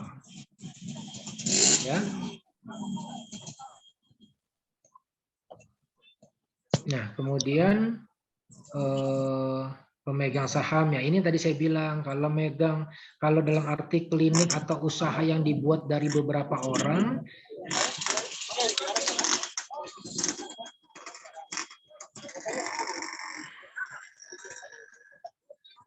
maka harus ada kejelasan dari awal, jangan sampai nanti di tengah jalan atau di akhir kegiatan usaha ada hal-hal yang tidak diinginkan atau diharapkan. Apa contohnya? Dulu kan pas bangun klinik ini saya ada nyumbang duit toh, ya misalnya gitu. Oh saya ada nyumbang alat tuh, ada sterilan saya di sana. Tapi sterilan sudah rusak, gimana nih diganti dong? Ya kayak gitu-gitu harus ada. Artinya ada surat menyurat, ada keterangan, ada informasi-informasi yang harus disetujui bersama. Ini pentingnya kalau kita membuat usaha bersama. Lebih dari 1 orang. Karena ya Bapak Ibu tahu ya kalau urusannya lebih ke uang, kesejahteraan, itu sangat sensitif. Ada salah, ketidaktepatan, nanti berujung pada hal yang tidak baik dan tidak enak. Akhirnya persahabatan, pekerjaan kita jadi terhambat. Ya. Itu yang paling penting untuk Bapak Ibu perhatikan dalam berwirausaha. Kemudian maksud dari serikat pekerja ini apa? Yaitu kalau kita punya karyawan, punya staf, jangan lupa mereka punya hak-hak juga yang harus diperhatikan. Apa itu? Ya misalnya Bapak Ibu punya karyawan 3, maka 3-nya harus dibikinin BPJS-nya, jaminan kesehatannya. Ya jangan sampai maaf ya, misalnya ada kecelakaan, dia pulang dari klinik kita, hujan-hujan bawa motor kepleset kecelakaan, dia nggak punya BPJS. Masuk rumah sakit pakai biaya sendiri kan mahal, apalagi rumah sakit swasta. Nah itu harus diperhatikan, ya. Lalu apalagi hak-haknya stafnya, karyawannya itu harus diperhatikan, kayak kesejahteraan dari gajinya, pembayaran gajinya harus tepat waktu. Kalau dia lembur harus dibayarkan lemburannya, seperti itu, ya. Ya itu seperti itu ya tantangan yang harus kita pahami. Nah, ini dia nih yang paling sering terjadi dan paling umum. Ya mungkin satu-satunya yang alasan orang langsung down, langsung bubar usahanya. Ya, gara-gara selalu tadi saya sampaikan nggak diperhitungkan bulan pertama, bulan kedua, bulan ketiga sampai bulan ke-6 rugi terus. Jangankan balik modal untung aja, jangankan untung balik modal juga enggak. Rugi terus. Ya, kadang-kadang karena kita tidak punya support system atau strategi yang tepat, di akhir kerugian itu kita memutuskan sudah kita bubar saja, kita nggak nerusin lagi, kita berhenti saja. Nah ini yang tantangan kewirausahaan yang masih sangat banyak didapatkan oleh Bapak Ibu atau lingkungan sekitar yang tidak kuat mental strategi dalam berwirausaha. Ya. Dalam menemukan kondisi-kondisi yang demikian ini, sebaiknya bisa disikapi dengan cara melakukan analisis dulu. Apakah benar kerugian kita ini benar-benar dalam hal tidak berjualan, tidak ada customer sama sekali, atau adanya kondisi-kondisi tertentu yang sifatnya tidak diprediksi. Apa tuh Pak contohnya? Ya contohnya misalnya harusnya, maaf ya, contoh, kayak tadi dengan pemerintah sekitar, Bapak Ibu nggak punya legalitas perizinan praktik. Maaf nih ya saya sampaikan, kalau di kota-kota besar masih ada tuh yang namanya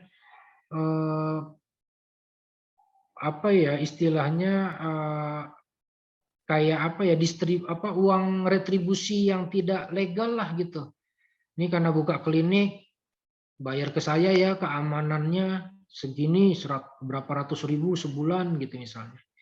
Padahal hasil usaha nggak begitu banyak, tapi retribusi banyak sekali di sekitar lingkungan usaha kita. Nah, yang kayak gitu-gitu tuh yang banyak di luar dugaan kita. Ada retribusi keamanan lah, retribusi lingkungan lah, retribusi kesehatan, kebersihan lah dan sebagainya, sampah lah, banyak kayak gitu-gitu. Nah, kayak gitu-gitu kita perlu analisis, perlu analisa apakah yang kayak gitu bisa kita hindari atau kita kurangi supaya usaha kita itu nggak merugi. Nah, itu perlu diperhatikan. Jadi segala sesuatu dari neraca ekonomi yang menunjukkan kerugian itu tidak bisa langsung kita putuskan menjadi keputusan bahwa kita pailit atau gagal berusaha, tidak bisa. Ya, jadi harus benar-benar berdasarkan analisis yang sempurna, yang menyeluruh sehingga usaha kita tuh tidak gagal.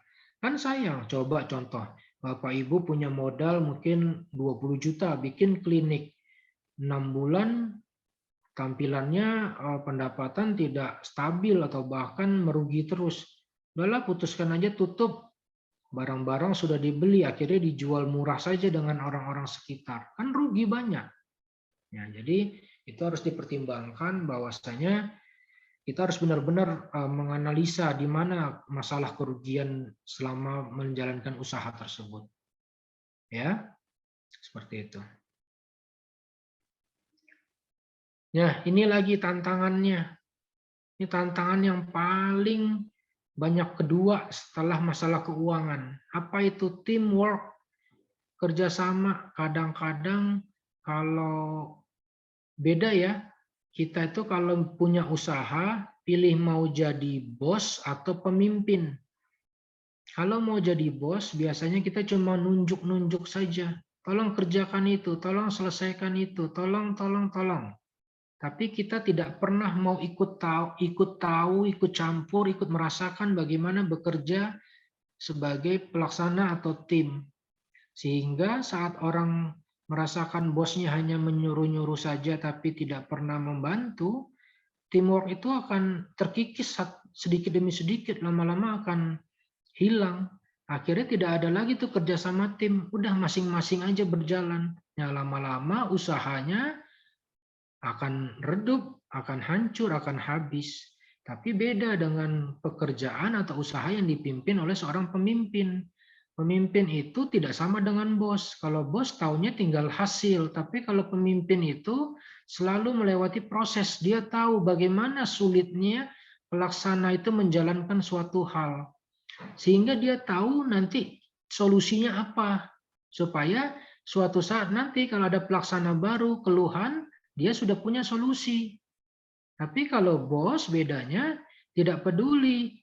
Nggak ada solusi, pokoknya mau taunya beres kerjaan, pokoknya mau taunya pelayanan cukup, pasien banyak gitu. Tapi kalau leader, pemimpin tidak begitu.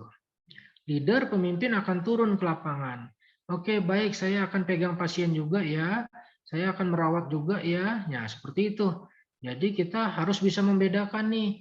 Nanti Bapak Ibu kalau sudah benar-benar memimpin kewirausahaannya ini, tempatkan diri kita menjadi seorang leader, bukan bos, ya, seorang pemimpin, di mana anggota kita itu benar-benar nyaman saat berada di dekat kita, gitu, ya. Jadi itu yang mungkin harus Bapak Ibu perhatikan. Lalu teamwork dilihat lagi apa? Kalau satu persatu dari tim Bapak Ibu mulai kelihatan ada yang berseteru, tidak kompak lagi, ya itu diselesaikan dengan baik-baik supaya nanti tidak menghancurkan kinerja tim kita yang lainnya, gitu. Ya, supaya tim Bapak, usaha Bapak Ibu semuanya tetap berjalan dengan baik, ya, tidak ada kegagalan di tengah jalan.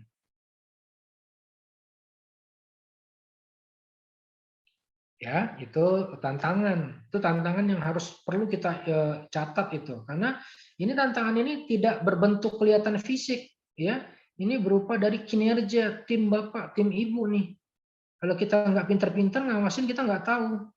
Taunya udah terjadi aja ribut antar staf, ribut antar karyawan, saling gontok-gontokan, ada yang merasa iri, oh kamu kepercayaannya Pak Rohman sih, jadinya duitnya banyak, kayak gitu-gitu. Atau oh saya kan bukan anak emas, saya kan nggak dipercayanya, kayak gitu-gitu. Nah itu yang kadang-kadang jadi masalah kerikil di dalam wirausaha kita, ya.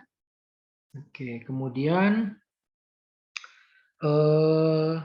ini karakter berwirausahanya. Ini dia nih yang perlu Bapak Ibu tanamkan nih. Kalau kita mau berwirausaha, karakteristik ini yang harus ada di diri kita. Harus punya kreativitas tinggi. Usahanya nggak monoton. Yang ngerawat luka pakai ini aja. Coba besok kita pakai balutan yang warna-warni. Kali aja ada orang tertarik. Kalau dirawat di sini di klinik saya nih, klinik Rohmani misalnya. Balutannya warna-warni, beda sama yang di sana. Balutannya cuma coklat doang warnanya. Ya, itu kan kreativitas, ya kan? Atau kalau di tempat saya kalau habis sunat anaknya dikasih oleh-oleh misalnya mainan, ya, atau boneka. Kalau di sana kan habis sunat langsung pulang aja. Nah itu kan kreativitas, ya.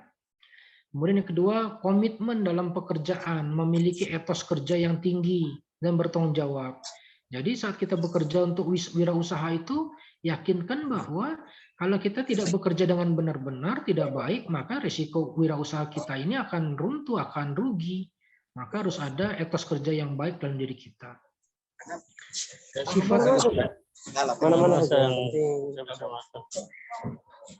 Kemudian mandiri, berani menghadapi risikonya. Saat menghadapi suatu kondisi tertentu, kita harus bisa menghadapi risiko tersebut dengan mencari solusi bermacam-macam, ya. Nah, kemudian harus motivasinya harus berprestasi. Oh, nanti penjualannya harus laku sebulan segini ya, atau target pasien sebanyak ini ya seminggu. Nah, itu bagus ya. Kemudian selalu memiliki perilaku inovatif tinggi, berinovasi ya tadi tuh. Oh mungkin di ruangan klinik saya kurang dingin kali, oh saya pakaikan kipas angin atau AC gitu, misal contoh. Oh di klinik saya anak-anaknya pada bosen, pasangin TV lah biar pada nonton film kartun gitu misalnya. Ya.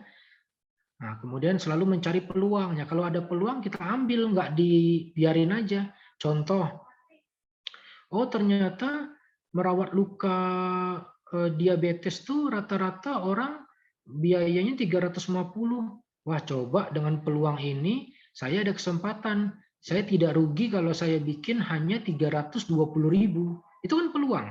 Ambil. Jadi biarkan orang menghargai 350, kita 320.000 tapi tidak rugi, tapi peluang itu dapat. Akhirnya pasien pada perginya pindahnya ke klinik kita. Ya kan, ke pelayanan kita. Nah, seperti itu. Atau Bapak Ibu cek gula darah, tensi dan berat badan sepaket 30.000, Bapak Ibu bisa bikin cuma 25.000. Nah, orang-orang pasti akan pindah ke klinik pelayanan Bapak Ibu gitu. Ya. Nah, sebagai seorang wirausahawan, Bapak Ibu harus memiliki jiwa kepemimpinan, harus mampu memimpin. Pemimpin itu yang tadi saya bilang, pemimpin adalah leader, bukan bos, ya. Jadi bedakan nanti. Nah, kemudian punya kemampuan manajerial, bisa menyusun strategi-strategi ya supaya tidak ada yang terlewat ya.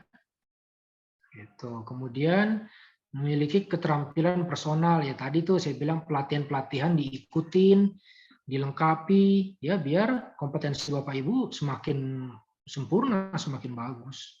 Ya, oke. Selanjutnya sifatnya, sifat-sifat yang orang berwirausaha apa sih Pak? Nah ini percaya diri, jangan mudah pesimis. Biarin orang bilang nggak akan untung, nggak akan banyak pasien, nggak akan ini, pokoknya negatif terus biarin aja. Tapi kita percaya diri bahwa usaha kita ini akan maju, akan berhasil. Terus berorientasinya pada tugas dan hasil ya tadi tuh. Tugas kita menjalankan usaha ini jangan sampai gagal. Nah, kita fokus ya, mengambil resikonya. Tadi itu artinya namanya berusaha tidak selalu untung, pasti ada rugi-ruginya juga. Nah, itu harus dipertimbangkan. Ya, sifat lain yaitu ada kepemimpinan yang selalu harus ada, tidak boleh tidak ada. Orisinil, ya tadi itu tidak boleh nyamain pelayanan produk orang lain yang benar-benar persis benar, nggak ada beda-bedanya. Ini itu nggak boleh ya.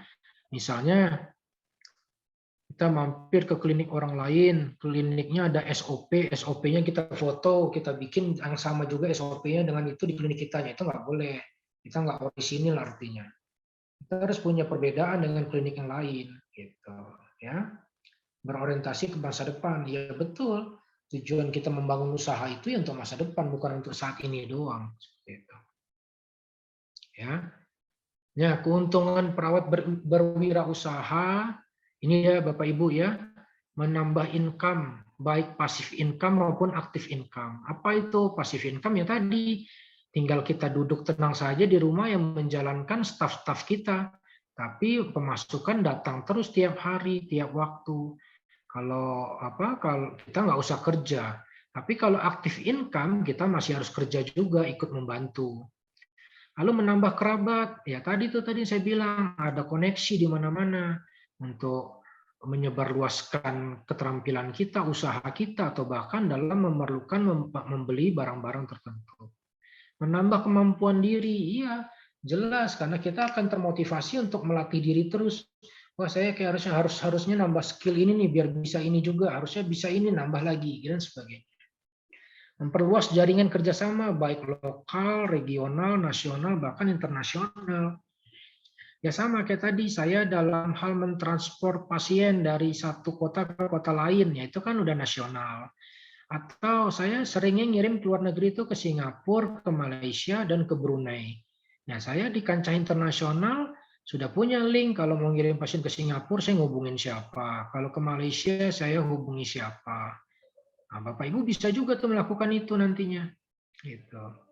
Dan terakhir adalah membuka lapangan pekerjaan bagi orang lain. Nah, inilah yang luar biasa. Inilah benar-benar jati diri atau penampilan goals-nya dari seorang entrepreneurship. Baik itu entrepreneurship atau nursepreneurship. Dia bisa memberi lapangan pekerjaan bagi orang lain. Itu luar biasa. Berarti dia sudah mampu menggaji orang lain. Ya. Nah, itu yang mungkin bisa kita pelajari siang hari ini ya, Bapak Ibu semua. Mudah-mudahan ilmu yang sedikit ini bisa bermanfaat untuk kita semua, menambah motivasi Bapak Ibu untuk lebih semangat lagi. Oh iya, udah jelas nih saya arahnya kemana mau berwirausahanya nantinya. Kalau sudah ada kesempatan, ya. Nah nanti tinggal belajar selanjutnya mengenai administrasi wirausaha, ya. Surat-surat apa, ya itu mungkin nanti dalam proses pembelajaran lainnya lah yang bisa disampaikan ya. Gitu. Mungkin itu ya Bapak Ibu semua. Dan Bapak Rohmani yang bisa saya sampaikan. Dari Bapak Ibu ada yang mau ditanyakan atau didiskusikan, silakan. Oke, silakan Bapak Ibu kalau ada yang mau bertanya ya dari mana saja silakan untuk mungkin punya wawasan tentang kewirausahaan yang sudah buka dan lain sebagainya. Silakan bertanya. Baik, selamat sore. Terima kasih. Sore Bapak. Bertanya saya atas nama Pak Petrus dari Sarmi, Kabupaten Sarmi. Di sini saya mau bertanya mengenai kewirausahaan kita sebagai profesi perawat.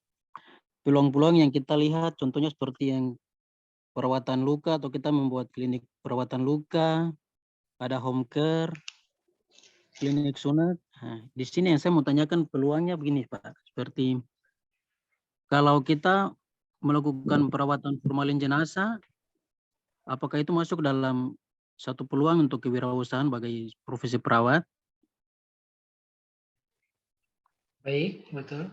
Itu apalagi Pak? Ya, seperti itu saja Pak Oh pertanyaan ya, saya. baik, siap.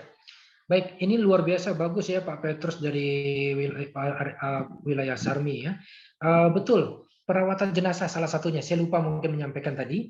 Perawatan jenazah itu sekarang juga terkenal. Artinya bagian dari salah satu bidang dari keperawatan yang bisa kita lakukan. Ya, kita melakukan perawatan jenazah itu banyak. Salah satunya yang paling sering adalah bukan hanya memandikan, merapikan sampai jenazah itu Formalin.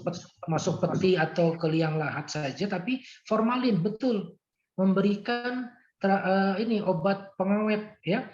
Nah, obat pengawet itu formalin itu sekarang yang banyak mengerjakan malah perawat dibandingkan medis gitu. Jadi perawat itu tekniknya banyak.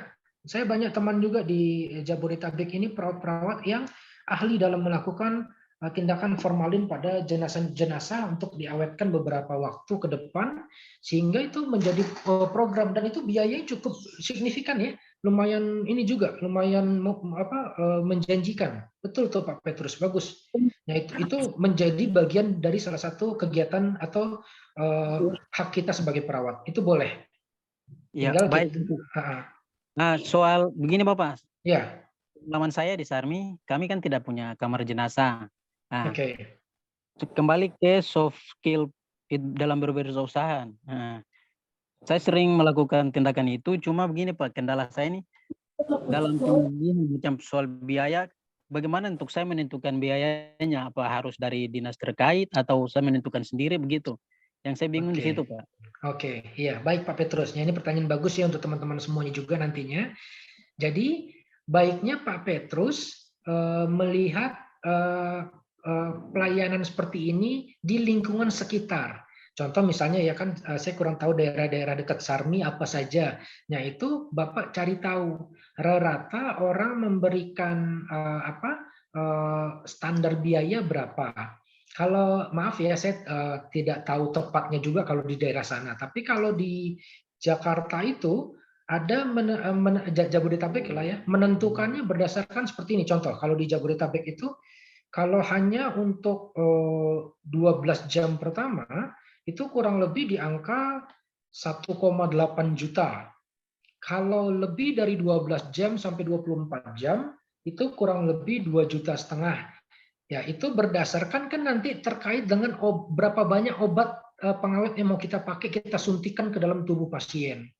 Atau kualitas produk obat ini beresiko untuk merusak tubuh pasien atau tidak kalau kita berikan terlalu banyak. Nah, itu juga tergantung dari barang alat habis pakai yang Bapak gunakan dan kualitas yang Bapak pakai. Nah, itu bisa saja Bapak mulai dari sekarang mencari tahu atau cari-cari informasi. Nah, ini contohnya kayak dari saya, oh dari Pak Jaki itu daerah Jabodetabek sekitar segitu. Oh, mungkin kalau daerah saya bisa jadi mungkin apakah bisa lebih murah ataukah bisa lebih naik, itu bisa saja Bapak Petrus anggarkan, nggak masalah. Nah, nanti itu akan menjadi standar. Tapi yang menjadi perhatian adalah jangan sampai takutnya Bapak tidak melihat area sekitar. Maaf misalnya, area sekitar menargetkan untuk yang 12 jam 3 juta misalnya. Atau yang 24 jam 4 juta. Tapi Bapak terlalu murah. Misalnya misalnya Bapak hanya ambil 1,5 juta dengan 2 juta saja. Nanti kasihan orang-orang di sekitar Bapak usahanya bisa tutup rugi semuanya karena orang-orang perginya ke Bapak semuanya. Itu ya strategi itu namanya juga salah satu strategi wirausaha sehingga kita menghargai usaha orang lain juga. Kalaupun berbeda tidak terlalu beda jauh murahnya gitu. Gitu Pak Petrus. Baik, terima kasih Bapak. Ya, sama-sama Pak Petrus. Selamat sore Pak. Selamat sore Ibu. Ya, dengan saya Novi Kristina Mailani, mahasiswi dari kelas Bovendigul Pak. Ya, Yang silakan. saya mau tanyakan, apabila kita merawat lansia, haruskah Ya. kita membuat surat izin kewirausahaan juga atau cukup dengan SIP saja, Pak? Terima kasih. Selamat sore. Selamat sore, baik. Ya, bagus ya pertanyaan dari Bu Novi Kristina. Ya, kalau kita merawat lansia dalam hal hanya untuk ya dengan kompetensi standar kita sebagai perawat cukup hanya dengan STR dan SIPP kita saja ya. Jadi tidak perlu ada keterampilan lainnya kecuali ada tambahan, contoh misalnya, oh ternyata maaf nih ya, lansianya ada tambahan dia tidak bisa buang air besar, buang air kecil mandiri, harus dirangsang dengan cara melakukan kegiatan misalnya maaf nih ICP, intermittent catheter, ya kita pasang kateter, cabut lagi, pasang lagi, cabut lagi. Ya itu orang harus ada keahlian. Ya kita harus punya perizinan khusus. Tapi kalau standar-standar saja merawat lansia, ya karena usia sudah rapuh atau stroke, itu cukup dengan keahlian Bu Novi saja dan teman-teman semua sebagai seorang perawat. Tidak ada yang khusus, ya seperti itu. Ya, terima kasih Pak atas penjelasannya. Ya, sama-sama Bu Novi.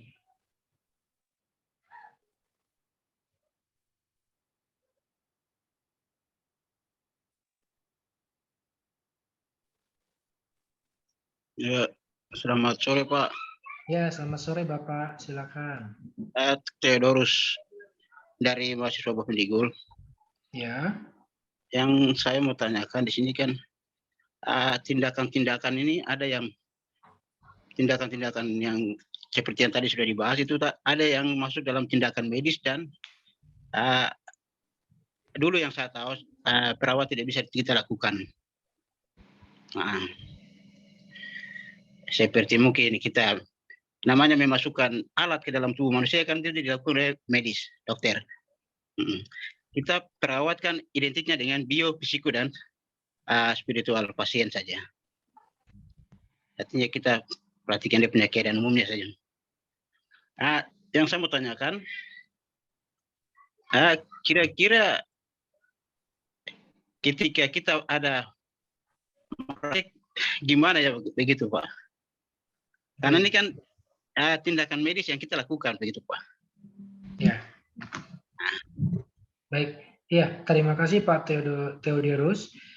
Ini betul, ini salah satu pertanyaan yang bagus dan perlu diperhatikan ya oleh Bapak Ibu semua.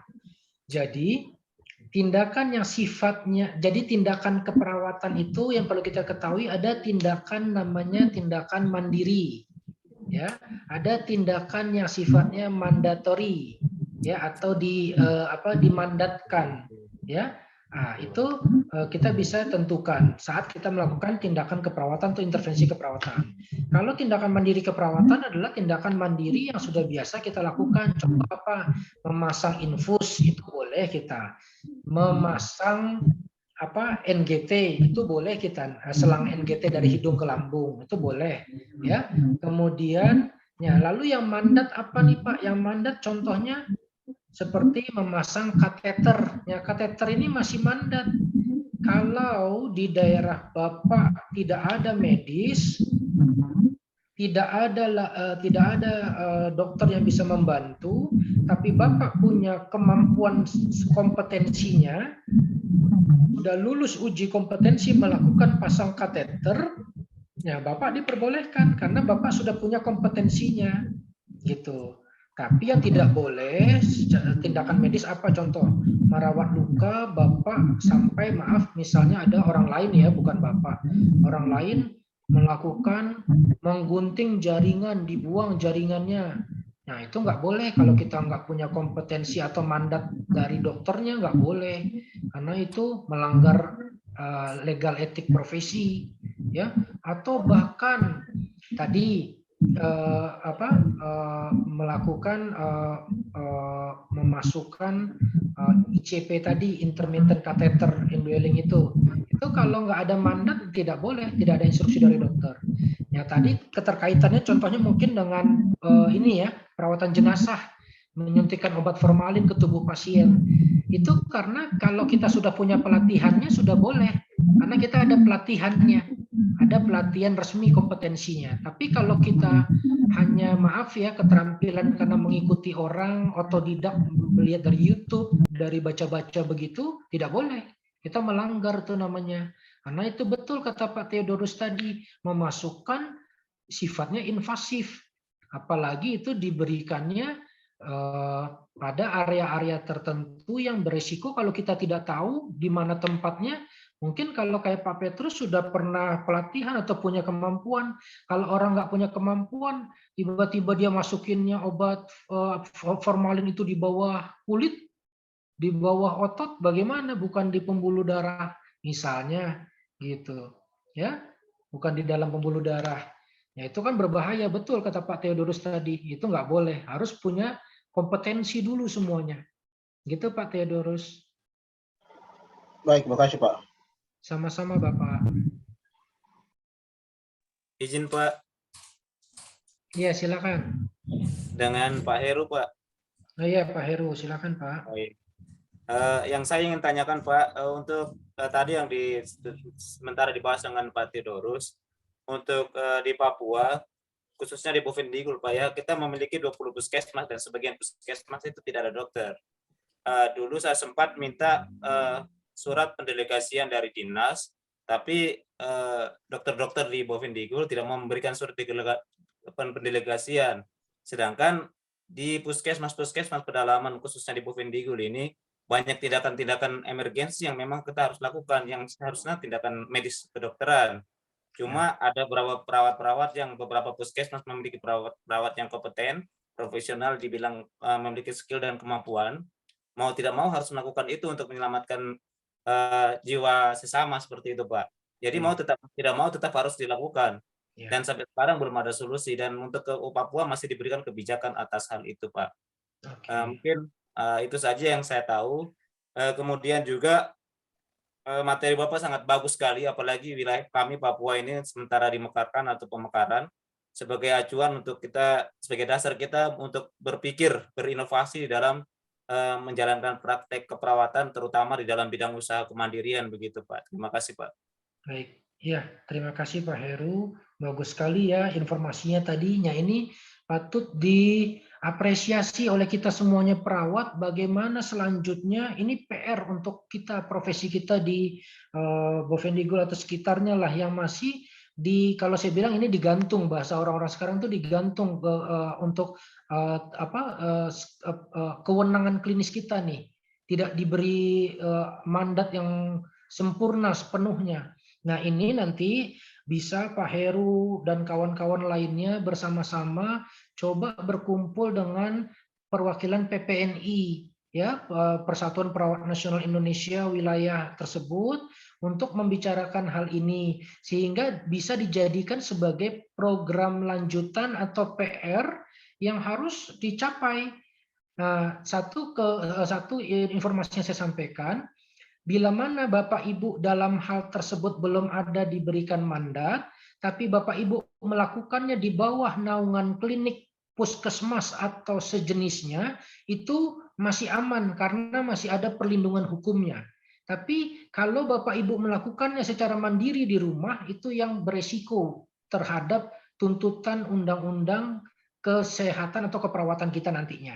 Tapi kalau Bapak Ibu di bawah naungan klinik bersama, di bawah naungan puskesmas, meskipun dokter tidak ada, tapi secara instansisional puskesmas atau klinik itu ada tahapan tindakan yang tadi saya sebutkan, ada tindakan mandiri, tindakan mandat, dan SOP-SOP. Maka Bapak Ibu paling tidak ada setidaknya kepercayaan diri lah dalam melakukannya di saat berada di puskesmas. Contoh saja seperti ini, misalnya, oh ternyata tidak ada pasien gagal napas di sekitar wilayah Bapak di puskesmas itu, tidak ada dokter, tapi Bapak pernah mengikuti pelatihan ICU. Ya, Bapak harus menyelamatkan pasien ini, pasang oksigennya tidak bisa oksigen yang biasa doang, harus dipasang misalnya OPA, oropharyngeal airway, plastik dimasukkan ke dalam mulut, lalu disambungkan ke oksigen. Nah, itu dalam kondisi tertentu, kondisi kritis, tujuannya betul kata Pak Heru tadi untuk life saving, menyelamatkan nyawa manusia, itu diperbolehkan. Asal tadi yang sampai sama kayak saya kasih tahu Pak Theodorus, harus punya skillnya, harus punya pelatihannya. Jangan nggak punya pelatihan masang alat tersebut berani-berani karena belajar dari YouTube atau sejenisnya, itu nggak boleh. Tapi kalau Bapak, oh saya udah pelatihan ICU, saya bisa masang alat ini, boleh. Karena tujuannya menyelamatkan nyawa, ya seperti itu. Ya, bagus ya Bapak-bapak, ini mudah-mudahan kedepannya pelayanan di Bovendigul dan sekitarnya lebih baik, lebih maju, karena semangat Bapak-bapak, Ibu-ibu ini luar biasa, ya. Saya sangat apresiasi. Amin. Hebat. Baik Bapak Ibu, apakah ada lagi atau cukup dari Pak Rohman?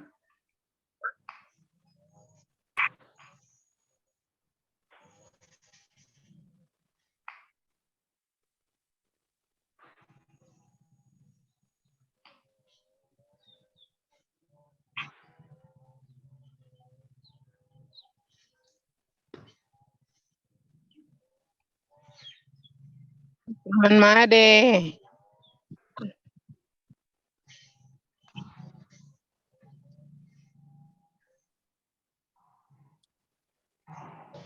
Oke, izin sekali lagi Bapak Ibu. Teman Made pada video tuh. Pertanyaan, Pak. Oh iya, silakan. Siapa? Silakan. Lanjut Pak.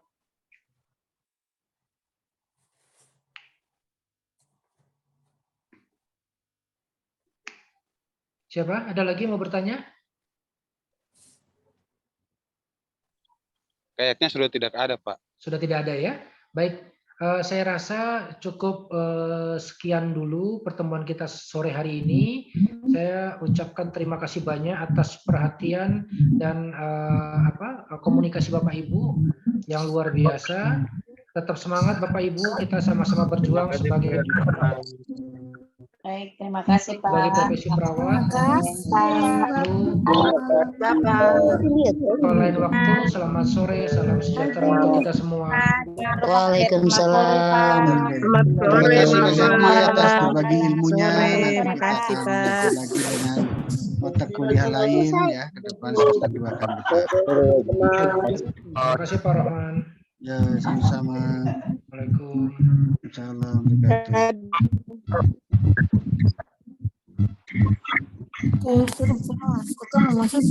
Oke, selanjutnya untuk kelas Jayapura, Kerom, Sarmi dengan Fakfak, lanjut ke mata kuliah Bahasa Indonesia dengan Bapak Danu ya.